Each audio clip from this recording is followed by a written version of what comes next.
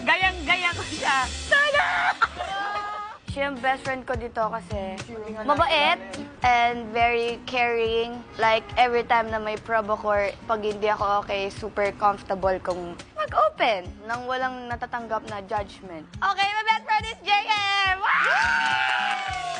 Malaking kaalagaan ko yun na may kaibigan po dito sa loob po ng bahay nyo. Masarap po sa pakiramdam na may nasasandalan ka po, na may napapaglabasan po kayo ng saman loob. Binuhos ko dito yung 100% ko sa pagdodrawing. At kasi ang hirap gayahin ng pagmumukha nitong taong to. Reveal muna tayo. Uy! Mata pa lang, kilala nyo na. So game...